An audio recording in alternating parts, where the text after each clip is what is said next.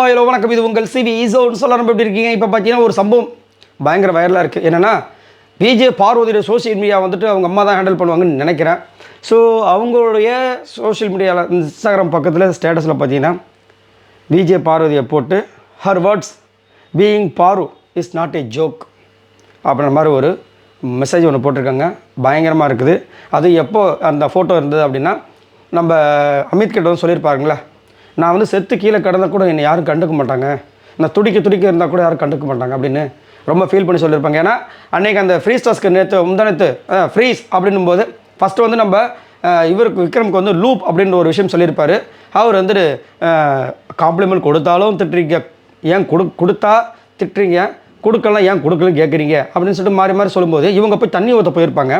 அப்போ big pass வந்துட்டு ஃப்ரீஸ்ன்னு சொல்லியிருப்பார். அப்போ தண்ணி ஊற்றிட்டே இருக்கணும்.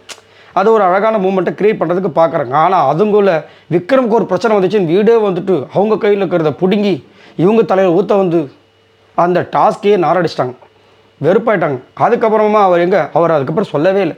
எப்பயுமே பாருங்கள், எல்லா சீசன்லையும் ஏதாவது ஒன்று கொடுத்துக்கிட்டே இருப்பார், விளையாடுவார். ஆனால் இங்கே அவருக்கு தான் இவங்க எல்லோரும் சேர்ந்து விளையாட்டு காமிக்கிறாங்க. ரொம்ப கஷ்டமாக இருந்திருக்கும். அதுக்கப்புறம் இவங்களுக்குன்னா மட்டும் வந்து நீ தான் ஃப்ரீஸ்ன்னு சொல்லி கமருதன் வரைக்கும் வந்து எல்லாருமே வந்து பண்ணியிருப்பாங்க. அதுக்கப்புறம் திரும்ப இவங்க வந்து தண்ணி ஊற்ற போயிருப்பாங்க. நம்ம விக்ரம் வந்துட்டு அதெல்லாம் ஊற்றக்கூடாது, நம்ம விக்ரம் வந்து ஓகேன்னு சொல்லியிருப்பார். அதை வந்து ஸ்போர்ட்டிவ் நல்ல ஒரு கண்டென்ட்டாக இருக்குன்ட்டு, ஏன்னா அவருக்கும் கண்டென்ட் வேணுமே. ஆனால் மற்றவங்களும் ஊற்றக்கூடாதுன்னு சொல்லி சண்டைக்கு போயிருப்பாங்க. கமருதன் சண்டைக்கு போயிருப்பாங்க. நீ ஏன்டா நடுவில் வர, நானும் அவனு தான் ஒரு கண்டென்ட் மாதிரி பண்ணுறோம் அப்படின்னு சொல்லி ரொம்ப விருப்பத்திருப்போம். ஆக்சுவலாக என்னென்னா இதுதான் மேட்ரு. எல்லா சீசன்லையும் பார்த்தீங்கன்னா ஒரு கண்டென்ட் கிடைச்சிச்சா ஓகே பண்ணலாம் அப்படின்வாங்க. இங்கே கண்டென்ட்லாம் இல்லை, நீங்கள் இதை பண்ணக்கூடாது, எனக்கு பிடிக்கல, நம்ம ஏதோ பண்ண தான் என் வெளியில் வந்து மக்களுக்கு போய் சேரும், அதெல்லாம் எங்களுக்கு தெரியாது, எங்களுக்கு இது பிடிக்கல அப்படின்ற மாதிரி பண்ணுறாங்க. அதை வந்து சொல்லியிருப்பாங்க. இதுதான் இது, நான் மேக்கப் போட்டிருந்தேன், நான் மேக்கப் போட்டது மட்டும் அவங்களுக்கு இதுவாக இருக்கும், தண்ணியெலாம் ஊற்றுவாங்களாம். அதே அரோராக்கிற மாதிரி வேலையை பண்ணாங்களா பற்றியா? மேலெல்லாம் தண்ணி ஊற்றல, ஃபேஸில் மட்டும் முத்தம். என்ன இது அநியாயமாக இருக்குது அப்படின்ற மாதிரி வந்துட்டு ரொம்ப சொல்லி ஃபீல் பண்ணி அமித் கிட்ட சொல்லியிருப்பாங்க.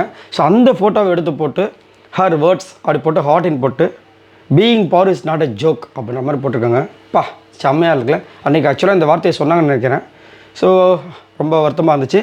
இருந்தாலும் இந்த வேர்டுக்கு வந்து ஒரு பவர்ஃபுல்லான ஒரு அர்த்தம் இருக்குது. Being power is not a joke. இந்த சீசன் 9 கடக்கிறதில்ல, கடந்ததுக்கப்புறமும் கடக்கிறதுக்கு முன்னாடியும் சரி, being power is not a joke. Nice. சரி, இதை பற்றி உங்களோட கருத்துக்களை சொல்லுங்கள். இன்றைக்கி விஜய் பார்வதி அம்மா அவங்களோட என்ட்ரி, கமருதன் ஃபேமிலியோட என்ட்ரி, அதுக்கப்புறம் அரோரா ஃபேமிலியோட என்ட்ரி அப்படின்னு சொல்லிட்டு இருக்காங்க. இதை பற்றி உங்களோட கருத்து சொல்லுங்கள். யாரோட ஃபேமிலி உள்ளே வரணும், யாரோட ஃபேமிலி வந்தால் சும்மா அப்படி தக்க இந்த பிக் பாஸோட இருக்கும்னு நினைக்கிறீங்க? மறக்காம கமெண்ட்ஸ் பண்ணுங்கள். பாய் நண்பர்கள்.